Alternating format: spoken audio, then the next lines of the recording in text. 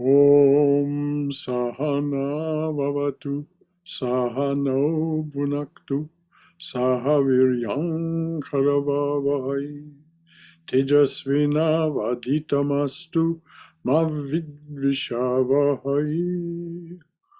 Om Shanti Shanti Shanti.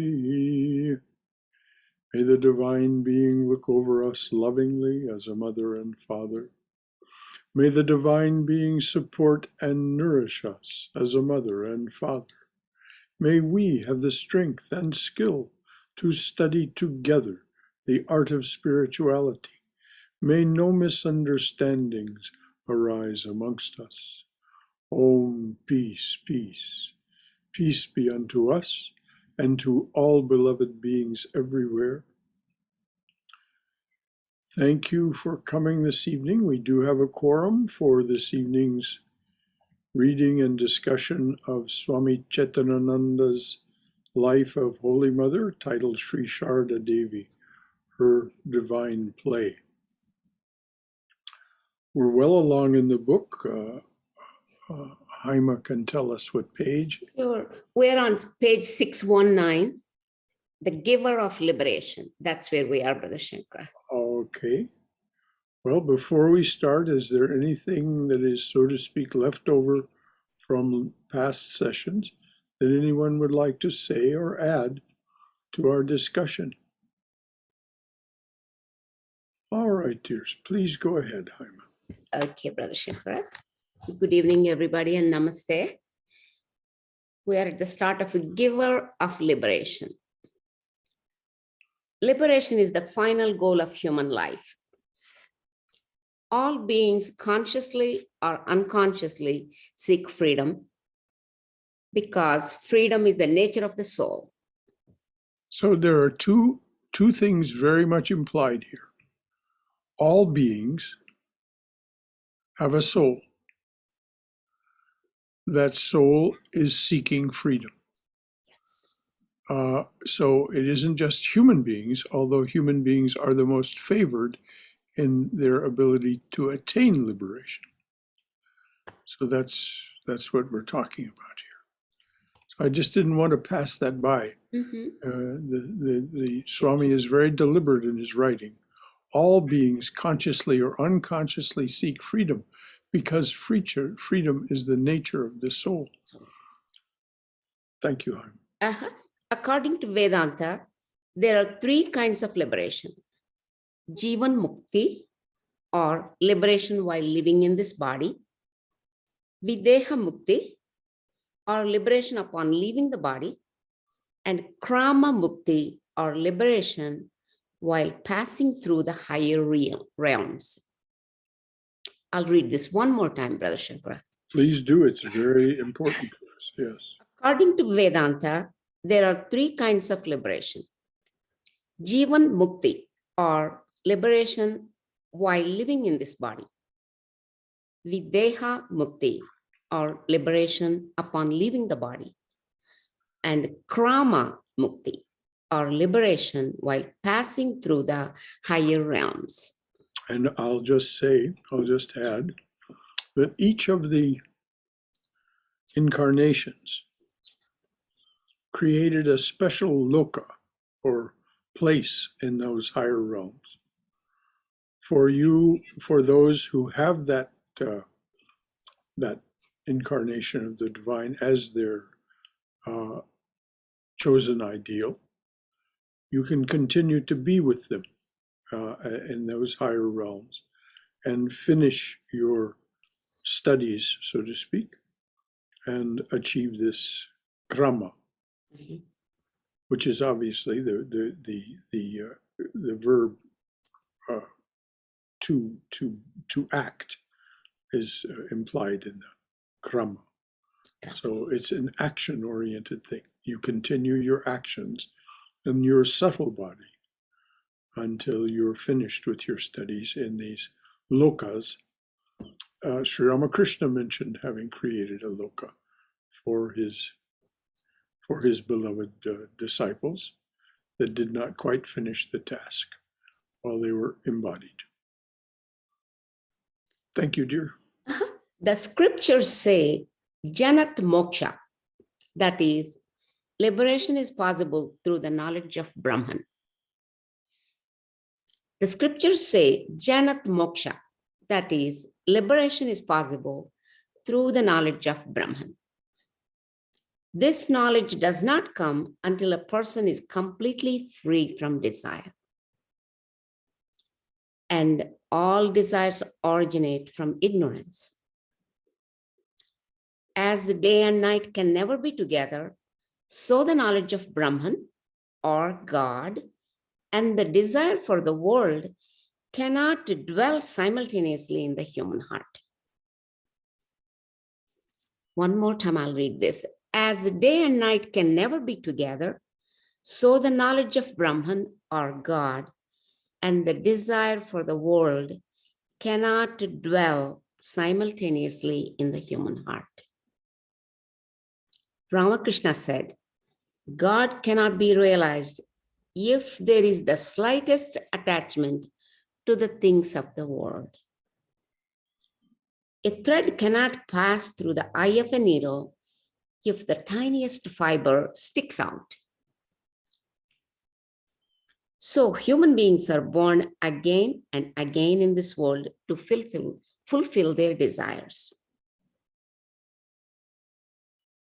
In Jairambati, on 5th January 1910, Mother said to Arupananda, as long as a person has desires, there is no end to his transmigration. It is desire alone that makes him take one body after another. There will be rebirth for a person if he has even the desire to eat a piece of a sandesh. Now, let's be clear about this. Sure. It doesn't mean you shouldn't eat a piece of sandesh. It's just if you have a craving for that sandesh, if you don't get sandesh, you feel that something is wrong. That's right. You go out of your way to get sandesh. A yogi has no concern whatsoever at eating whatever is offered to him or her. But they make no action to get any specific thing to eat. Because this is the kind of desire she's talking about. So let's be clear. It doesn't mean you shouldn't eat a piece of candy. That's right. You shouldn't reach for one if it's on the plate. Huh? That's true. On the plate that's been presented to you. You don't have to wait for someone to put it in your hand. But it means that if you are, getting in the car and going to the store and making sure you stop at the sandesh shop, well, there may be a little difficulty there. It's not that you're bad or wrong. It's just that you have this desire that will result in further birth. And so that's how you should look at your actions. Mm-hmm. Is this leading me upward? Or is this keeping me just on this level plane where I'll finish this incarnation and then go on to another? Or is it actually leading me downward?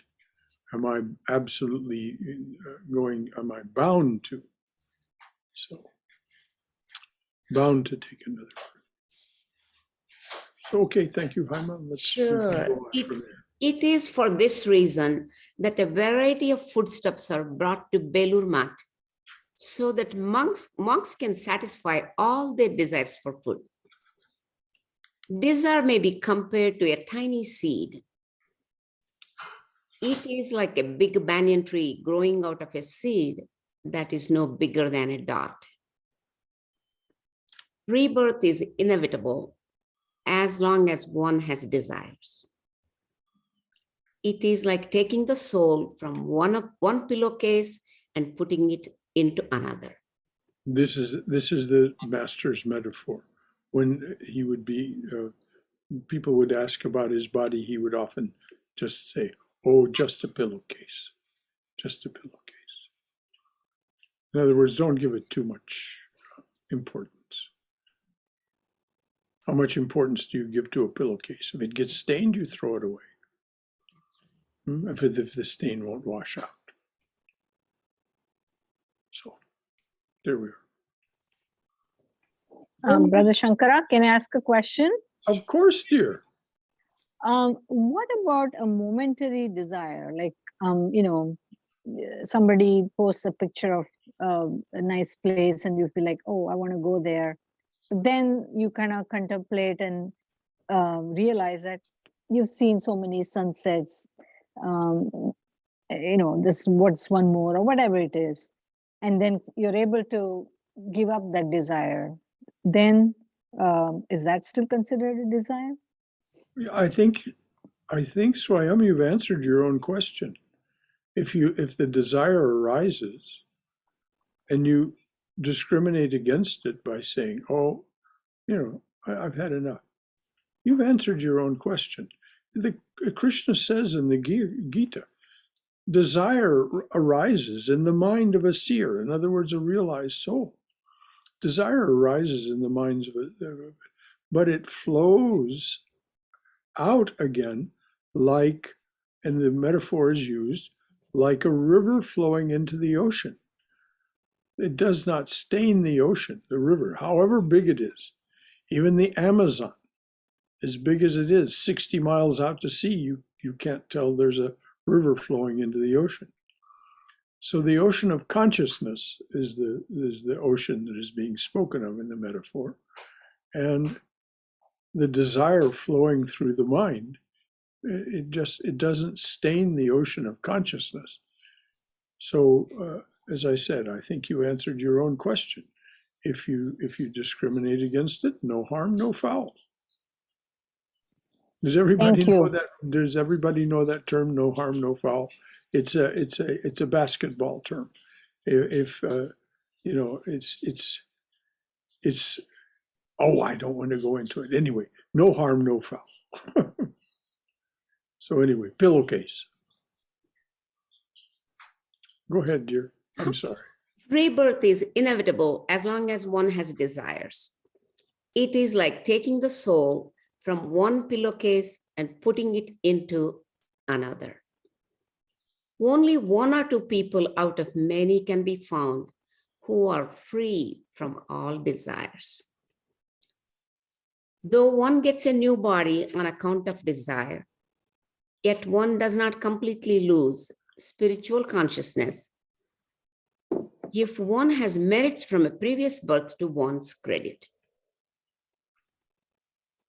Sri Krishna again is very explicit about this in the Gita. Arjuna, being the every person that he is, asks on our behalf. Sri Krishna is telling him about the fruits of yoga. And Arjuna says, well, what happens if he speaks about himself, of course. What happens if I fall from the path of yoga before I leave the body? Then he does a what if. He's saying, what if this happens? Won't I be lost entirely? I'll be without a home in this world. I'll be without a home in the next world. I'll be like a cloud broken off from the main body of the cloud. And in one of the few instances in the Gita in which Sri Krishna addresses him this way, he says, "No, my son." Usually he refers to him as by his family name or as his friend or something. But in this case, he says, "No, my son." That's not how it works. If you have been striving for the knowledge of Brahman, not one iota of that will be lost. You will carry that forward into the next birth, and you will be born into the home of prosperous, auspicious parents that will allow you to go forward with your spiritual journey. Furthermore, your very nature will prod you to do it. Now, just exactly what form that will take for each person, we can look at children born into families, prosperous parents, auspicious, even pious parents. And they don't seem to be pursuing a spiritual path. Well, the explanation that has been given by swamis when asked about this is they're getting rid of those desires that brought them back. And when that's finished, then they'll go on. So the Swami just went through this syllogism about desires, this logic about desires, and quoted Holy Mother and Sri Ramakrishna. As long as there are desires, it will promote rebirth. So it will be desires that pull you away from the path of yoga. And so when you come back, you'll live in some sort of way that finally you're finished with those desires. You see their futility. Any more comments or questions about any of that? This is a very important point. Okay, Hanuman. Did someone say something? Sham. Sham? Yeah, I have a question. Yes, sir. What happens after liberation? I mean, Oh, for God's sake, exactly Sham, how in the world would I know? no, I'm here with you. No, You can read. The master says, don't worry about these things. Just worry about what you're doing today that will get you there. What happens after liberation? If you want to know, you can read the last few pages of Swami Vivekananda's Raja Yoga. There's a description there of what happens. It's, Patanjali, as usual, being the good scientist he is, describes liberation, the final obstacles to total liberation, which is called kaivalya, or independence. You're independent of any condition or liberation. You're independent of any condition or limitation. But what does that mean? I cannot tell you. I can only gesture toward it with those words. But Swami Vivekananda does comment on those things at the end of Raja Yoga, the end of chapter 4. And so if you want to read what he has to say about it, which is a considerably more informed opinion, I think you would agree, then you might get an answer to your question.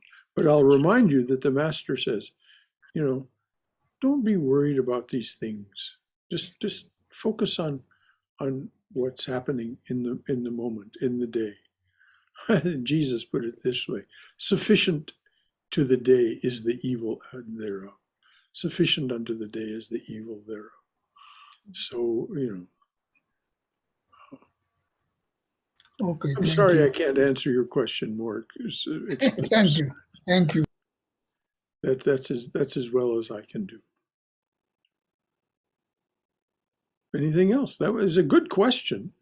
It's just that, as I pointed out, Sri Ramakrishna says we shouldn't trouble our minds about these things, because we wouldn't really understand the answer if someone who knows gave it to us. Vivekananda tried, in that, and Patanjali tries.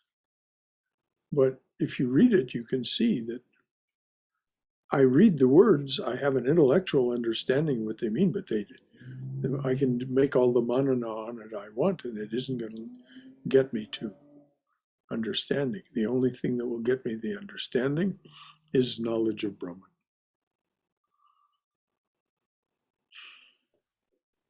Anything else from anyone?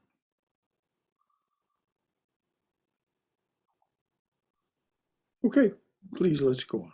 One more time. Though one gets a new body on account of desire, yet one does not completely lose spiritual consciousness if one has merits from a previous birth to one's credit.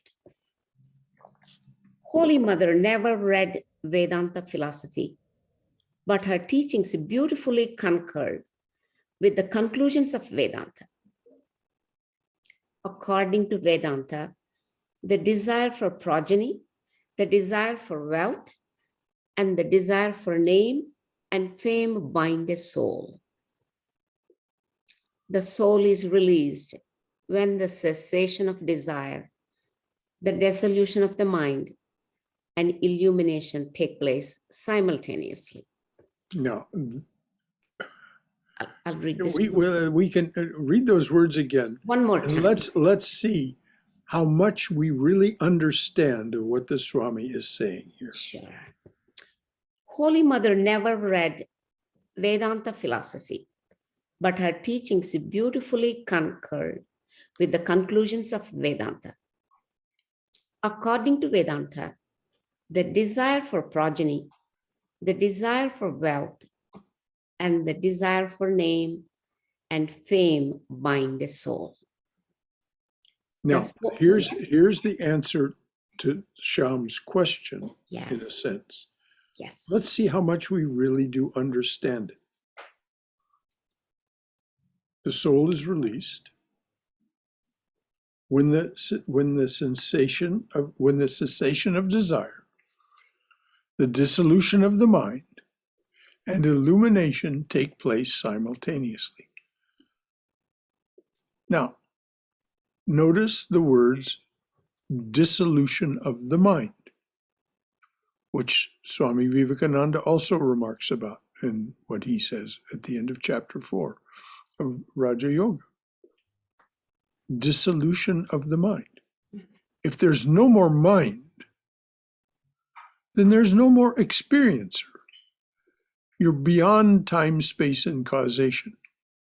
You're beyond the reach of the gunas. And that which was a composite created by the gunas dissolves back into the gunas. This is what the Swami says. Now, I know all those words, but I can tell you honestly, I do not have the slightest idea what they mean. I have no idea what it's like to be without a mind. I mean, I've had moments in the depths of concentration and meditation where there was no body consciousness, no consciousness of my thoughts and so on. There was only silence. But I was aware of that silence. I was still within time, space, and causation. I was aware that I wasn't aware of the ordinary things, the organs of sense, the organs of action. But I was still aware. And Sri Ramakrishna says, even in the depths of meditation, you are still within the realm of Mother's Maya. So what it is to be truly without a mind, the mind is no longer. The mind is a composite, as we know. It's a composite of all these. It's a composite, first of all, of the subtle elements. And then applied to this are all of these mental impressions that go back to the very dawn of time. If all of that isn't overwhelming enough as to what this mind is, the gross and the subtle mind, then just contemplate more and you'll be overwhelmed. So what it means to be without that it's dissolved. Dissolution of the mind. The three things that the Swami mentioned, that the soul is released when there is cessation of desire, the dissolution of the mind, and illumination take place simultaneously.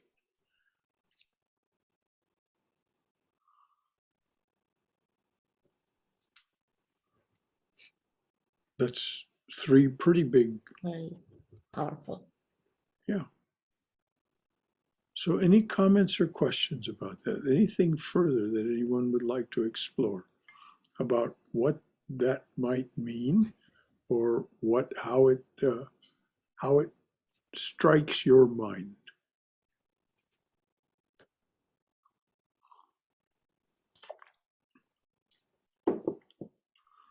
Om Shankaraji. Yes, Bala, I've been waiting to hear from you. Well, this really, it is what it says, it is the binding desires that makes you, attached to it. This is what the desire leads to karma, karma leads to vasanas.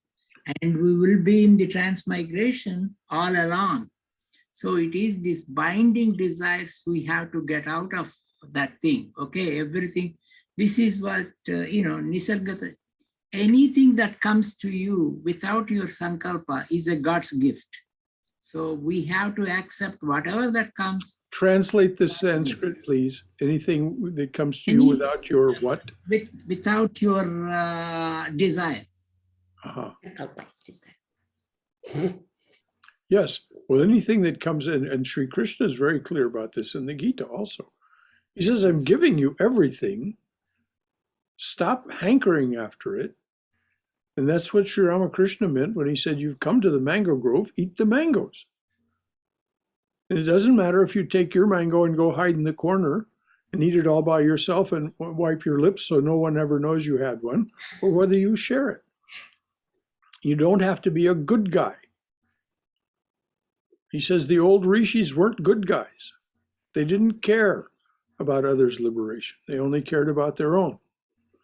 They were like that person that takes the mango into the corner, into the shadows, and eats it all by himself. So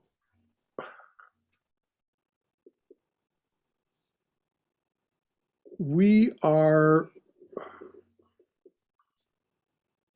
each and every one of us who's here this evening, took human form again because there was something we wanted. One of the great gifts of contemplation, concentration, and meditation is that you can come to realize what it is that brought you back here. It's part of your latent subconscious. And so, and it's usually not very complicated. The Swami gave some categories: wealth, name and fame, desire for progeny. Mother said a piece of sandesh.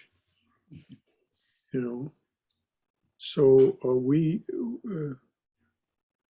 by what did she mean by a piece of sandesh? She meant satisfying the organs of sense. She just particularized it in a piece of sandesh, which is, for anyone who's had really good sandesh, it is a particularly delicious treat. So that's why she picked that out. But it's no mystery to us, if we practice contemplation, concentration, and meditation, that we have lots of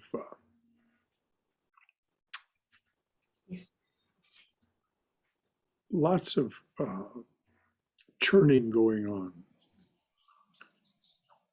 And it's stimulated by what we find outside. Swayam brought up a really elegant example a little while ago. Someone talks to you about or shows you a picture of this beautiful place. And it's a beautiful place. You might go on vacation and there's wonderful sunset and all that. And she said, there's a momentary attraction to that because of one's samskaras, because of one's, Balakrishna used the words vasanas. Okay, the word vasanas. But as Swayam pointed out, if you then take note from the witness position in the mind, the witness position of the Saguna Atman, well, yes, it would be nice to go there, but ultimately, I've seen plenty of beautiful places. I don't want anything, really want anything more like that. So I'll just leave it go. No harm, no foul. You have discriminated against the desire and released it, As I pointed out earlier, Sri Krishna says in the Gita, desire flows into the mind of the seer, but it flows out again like a river flowing into the ocean. And even if the river is stained, soon you can't even tell that a river has flowed into the ocean. The stain doesn't persist for long. So our desires, if we release them, if we just let them flow through, arise and pass away. They don't stain us. Anything else from anyone about this or any other topic we've been talking about? Shankaraji, this reminds when Mother said even the Sandesh, I think she is referring to that we are not going to attach to the taste buds and whatever it is. Actually, You're right. The this 5 organs of reminds sense. me, yes, this reminds me in Rishikesh, it seems there are a group of sannyasis, they go for their bhiksha every day, and after they bring the bhiksha, all of them, they mix everything, all the bhikshas from everybody, so they don't have any special taste to them when they eat it. Ah, well, that's a kind of genius. Actually, Swami Swahananda practiced that same thing, and it was particularly when there was a puja, and all of these people, men and women, had prepared special dishes, to offer to the Lord, and now we were all taking their prasad. And of course, around Swahananda's plate at the head of the table, around his table, the plate, they would put all these little silver dishes with all these things that had been prepared. And so he did just exactly what you said. He would take all of those little silver dishes, pour them together in his plate, and mix it all up. And if you were sitting at the table with him, watching the people who were standing along the wall, watching him take the prasad, you could see their shoulders sag. And one time he noticed it too, and he looked up and he said, "Oh, I can tell. What's yours?" Whether he could or not, I can't imagine he would say that he could when he couldn't. But nevertheless, what you brought up, that is an interesting way to overcome this desire for any particular kind of food. Anything else from anyone? Thank you, Bala. Brother Shankara? Yes, dear. Yeah, this is on a lighter note. Oh, good. Growing up in India as a South Indian, we often ate in banana leaves. And it is almost impossible to keep things separate, even though we are served in the banana leaf, things tend to kind of mix together. Run together, sure. Run together, yeah. So maybe because, I don't know, I mean, I'm not saying that I have that keen, developed that I cannot distinguish, but I've also seen that there are people who can figure out every single ingredient in a particular dish. They taste the ginger, they taste this, they taste that, but for the most part, I think as long as it's not rotten, I'm okay with it, kind of. Yeah. Well, yeah, it's true. Yes, there are some people who refine their 5 senses or their sense of taste to a very high degree. Anything else from anyone? Okay, please read on, dear. Okay, on 26th May 1911, in Jairambati, Arupananda had a wonderful conversation with Holy Mother regarding bondage and liberation. Arupananda asked, will sannyasins who profess the ideal of Vedanta attain nirvana? Surely, Holy Mother replied. By gradually cutting off the bonds of Maya, they will attain nirvana and merge themselves in God. This body is no doubt the outcome of desire.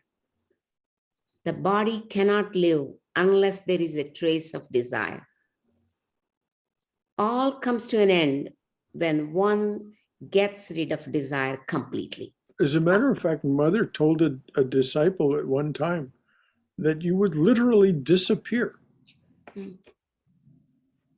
which is dissolving back into the gunas, as Swami Vivekananda said. You would literally, if you utterly stop desiring everything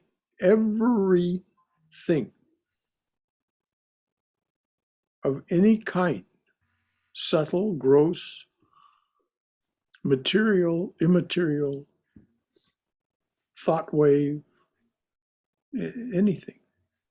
She said you would literally just simply disappear at that moment. That's what she said to a devotee, a disciple, actually. Okay, dear. I will read one more time this, Brother Shankara. Yes, please. Arupananda asked, will sannyasins who profess the ideal of Vedanta attain nirvana? Surely, Holy Mother replied, by gradually cutting off the bonds of Maya, they will attain nirvana and merge themselves in God. And remember that Sri Krishna says in the Gita that anyone who follows the ideal is a sannyasin. You don't have to take the ochre cloth, make formal vows. Those are a protection for that kind of sannyasin. They are a shield so that they don't have to fight the world's battles with one hand, a sword in one hand, and fight the spiritual struggles battles with a sword in the other. This is why Sri Ramakrishna said, the householder who truly holds to the ideal and the idea of God is the true hero, because they don't have that shield of the vows. They don't have that shield of making a formal renunciation of the world. But Sri Krishna is very clear that everyone who is, as a householder or whatever, if they're fighting that battle, and particularly the householder, as Sri Ramakrishna pointed out, who's fighting the battle with one hand, the battle of life with one hand, the battle of spiritual life with the other hand, a sword in each hand, no shield. He said they are the true hero. So here you are, you heroes. Here you are. Be of good cheer. Be of good cheer. You are truly sannyasins. So everything the Mother said applies to you. Any comment or question about any of that? Okay, dear, please read on. This body is no doubt the outcome of desire. The body cannot live unless there is a trace of desire. All comes to an end when one gets rid of desire completely. All comes to an end. Notice no qualification. All except. No, all comes to an end.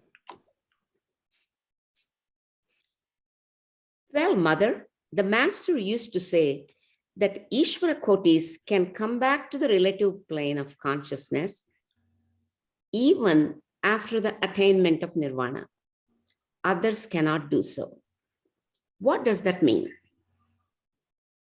The Ishvara Koti, even after the attainment of nirvana, can draw his mind back from it and direct it to the ordinary plane of consciousness.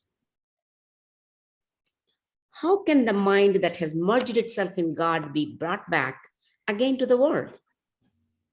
How can one ever separate a jar of water from the water of the lake it has been poured into? Not everyone can do so. Only a Paramahamsa can. A Hamsa, swan, can separate the milk from a mixture of water and milk and then drink only the milk. Wow. Not everyone can do so. Only a Paramahamsa can. A Hamsa, that is swan, can separate the milk from a mixture of water and milk and then drink only the milk. Can everyone be rid of desire? If they could, then this creation would come to an end. The creation continues because everyone cannot be free from desire. People with desire take birth again and again. Suppose a man gives up his body while standing in the waters of the Ganges. Freedom from birth is possible only when there is no trace of desire. Otherwise, nothing else is of any avail, Holy Mother concluded. Now, about this business about the Ishvara Koti and their ability to come back. And they come back for one reason and one reason only, to serve suffering humanity. How great was thy sacrifice, freely choosing thy birth in this prison, in our iron age. Why? To unchain us and set us free. Perfect, whom lust could not taint, nor passion nor gold draw near. O Master of all who renounce, fill our hearts full of love for thee. The Master said, it is this thin thread of the ego of love or wisdom that draws the Ishvara Koti back. Love for suffering humanity and or the desire to offer wisdom to suffering humanity so that they too may escape. So he gave the example of Adi Shankaracharya as an example of the ego of wisdom, and Sri Narada as the ego of love. That they return, and the implication is in one form or another they return again and again, as it is said of Hanuman.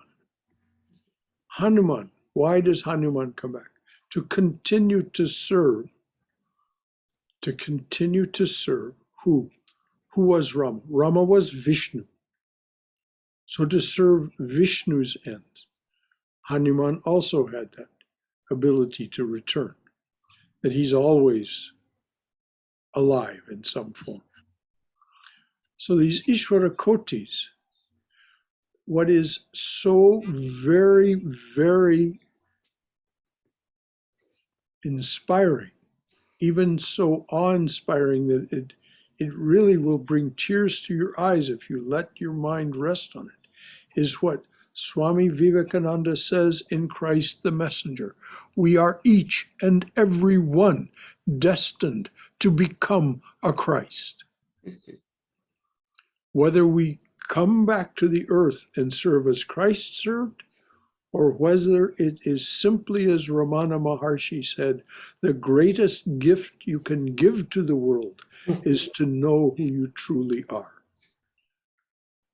Something happens when that true knowledge is born within us. And so you become radiant in a way that is completely beyond explanation.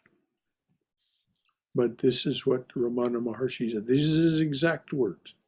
The greatest gift you can give to the world is to know who you truly are. That's right. And if you read Christ the Messenger, you will be, because of the nature of the people who are with us tonight, I can say this without qualification. If you read Swami Vivekananda's Christ the Messenger, you will be moved about what he says is your destiny. You as Purusha, you as Saguna Atman, in some way will become. And Swami Swahananda too said this to me. We were walking and talking one afternoon, and I was telling him about a talk that I had been called on to give. And it was very intellectual the way it was being approached. And, that Christ as a son of God is an eternal principle and so on and so on. And he was approving of all this. He was not at all objecting to anything, but he suddenly stopped. And of course, when he did that, you knew, be all ears, be all eyes. He suddenly stopped and he actually turned to me, turned to face me. We were walking side by side. And he looked at me very intently and he said, we are each called upon to be a Christ. We are each called upon to be a Christ. What does that mean? To offer our lives on behalf of others. To offer ourselves on behalf of others. This is the highest.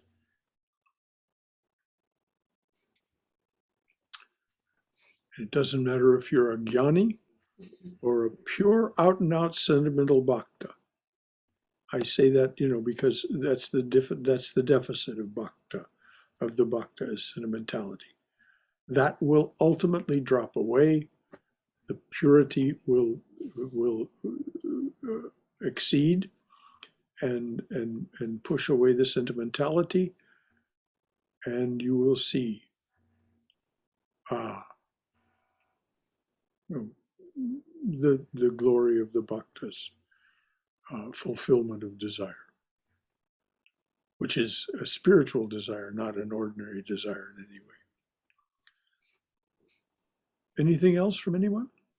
Anything that you'd like to add from your own wisdom or experience, or anything you'd like to ask, or any concern you'd like to express?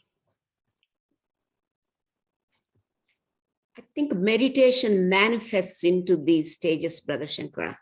Meditation, the more we meditate, the desireless state, slowly, we are getting there. We Absolutely. get there. There's no other. Why is that, dear? Because Why do you think that's the case? Because we're realizing ourselves, self-realization comes, the self-transformation power comes. Well, all of that is true. Involution comes. But there's a more, so to speak, practical aspect of it. Because the more we practice contemplation, concentration, and meditation, we notice what it is that interrupts us. And then we see, there's a pattern to this. There's a pattern to this. These things interrupt me more than once. They interrupt me routinely. These are the knots of desire. These are the knots of the heart. This is what brought me back. And so then you can release them, discriminate against them. Then you can practice vairagya. And so this is why you rise higher and higher. Because you slowly, and Swami Sridharananda was so explicit about the fact that your nervous system could not take it if it happened all at once. It happens slowly and slowly so that you see these desires from that witness seat and you say, there you are again. It's inevitable. If you practice meditation, Definitely. some things try to interrupt you. Yes. These are your samskaras or vasanas. And so slowly you notice there's a pattern to this. It isn't just what happened today. It's what happened today what did it trigger? There you are, my old friend. Thank you for sharing. But no.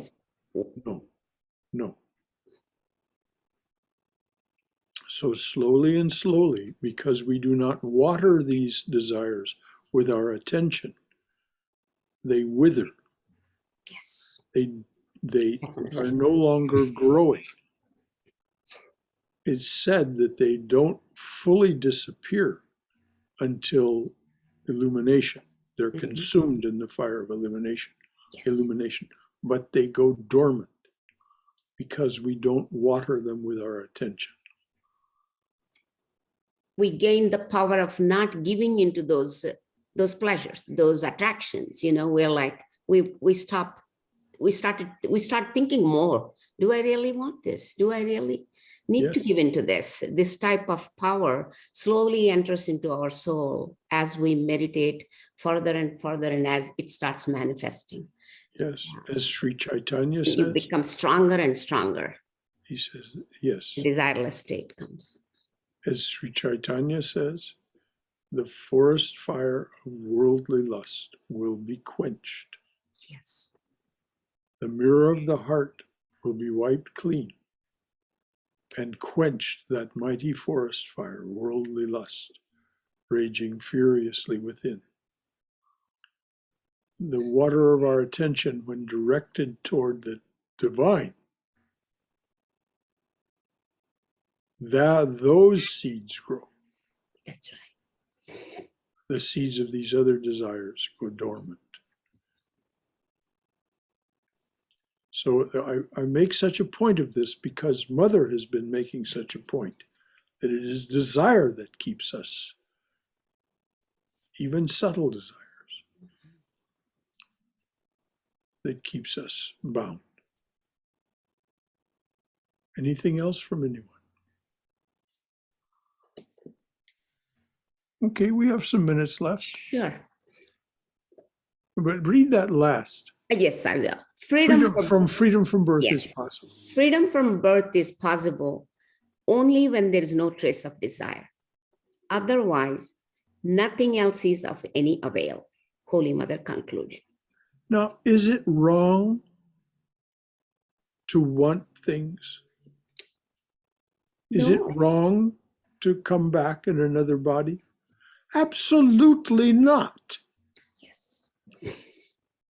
It is absolutely not bad and wrong. This is not dogma. You must be free of desire, otherwise you're bad and wrong.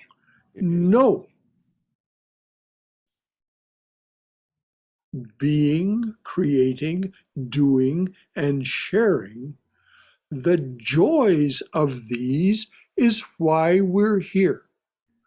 When you're truly tired of this, just sign off and head for home. That's a little poem.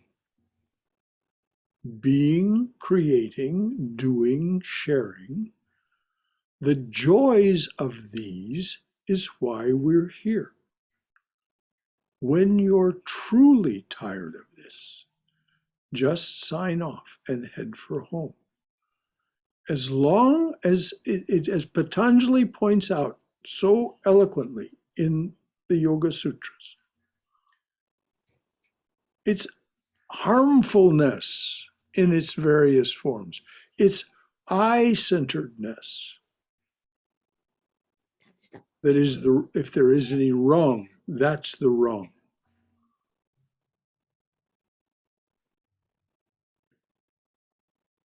So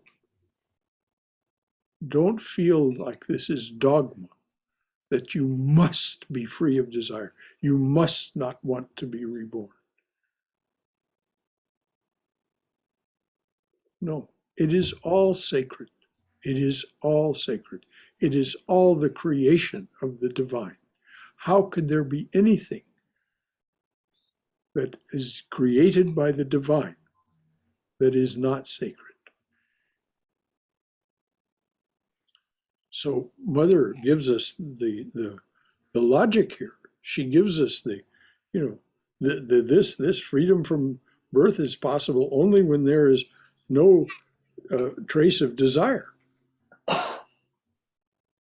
Well, she tells us what the final exit door is, but until you're ready to turn toward that exit door, Sri Krishna says, don't be a hypocrite. He says, just go ahead and do it, but offer it to me. Offer it to me. Live sacramentally. Offer it all to me. Then you're free from the karma associated with it. Oh, Jai Ma, Jai Sri Krishna, Jai Sri Ram. Free, free, free. And then we discover, oh, this is what I really want, is freedom.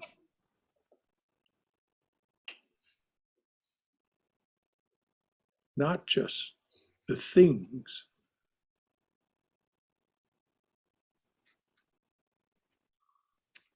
So what comes next time up? Okay, the Divine Mother holds the key to liberation.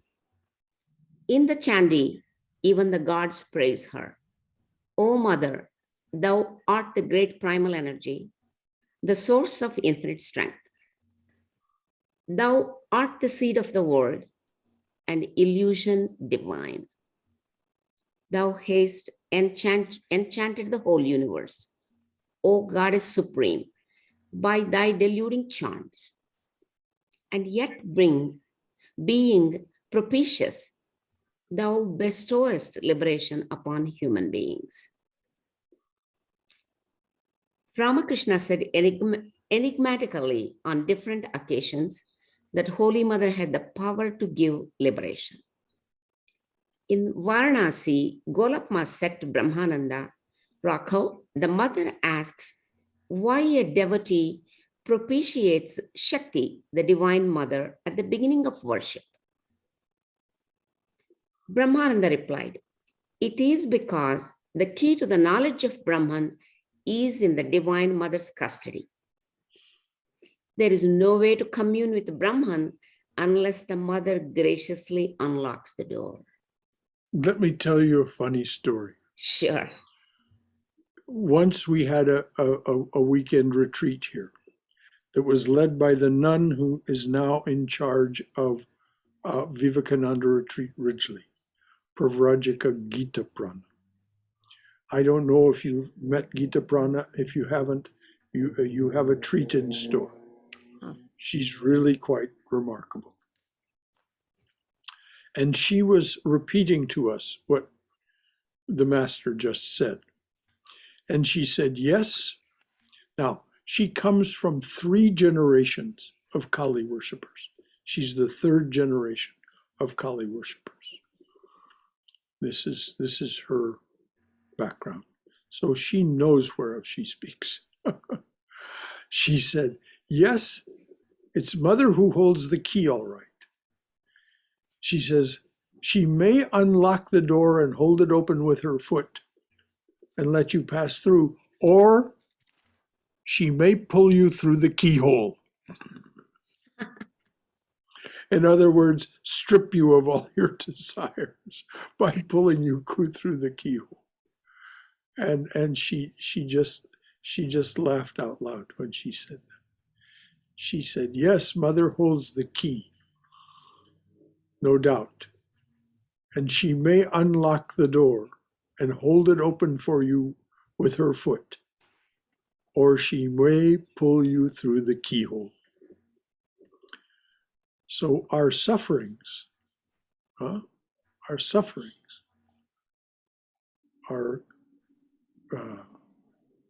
being pulled through the keyhole. If those people who suffer greatly, we can think of it that way. So I think we'll leave it there for tonight. Yes, thank you, Brother Shankara. So we'll start with Holy Mother emphatically reassured her disciples next week. Okay. Very good discussion today. Thank you so very much, Shailesh. And what you said, Brother Shankara, is that what Swami Prabhavanji said to you is that the offering to make of ourselves. And that is, thank you for sharing that. Yes.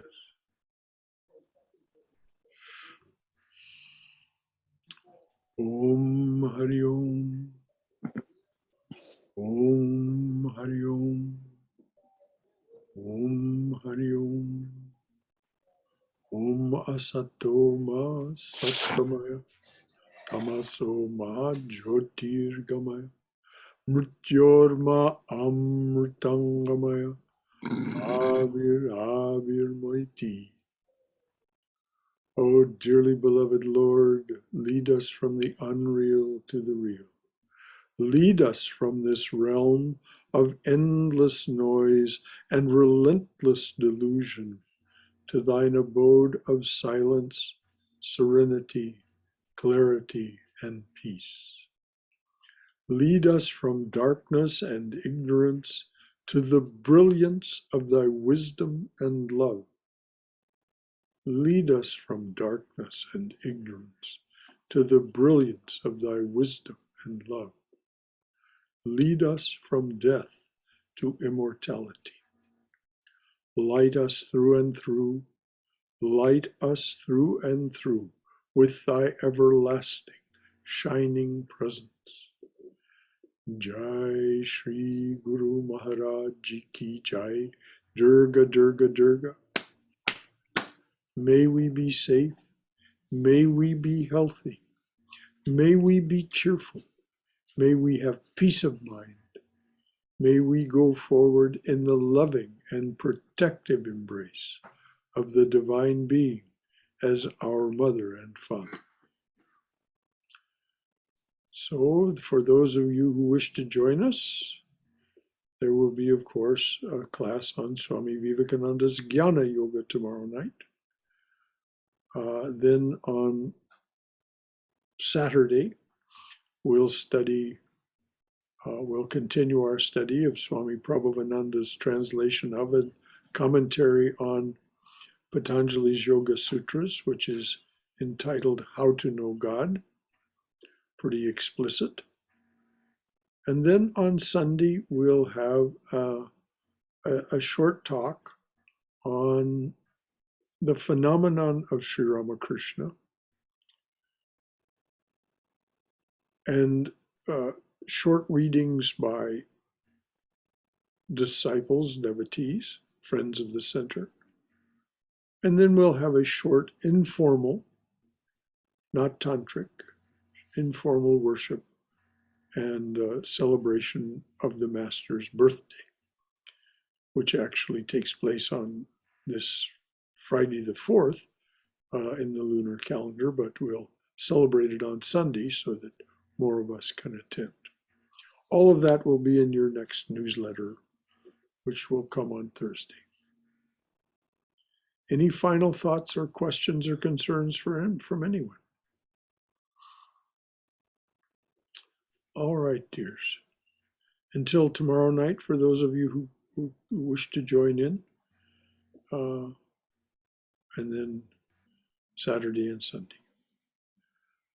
Buonanotte, as the Thank you, brother. Italians say. Buonanotte. Buonanotte.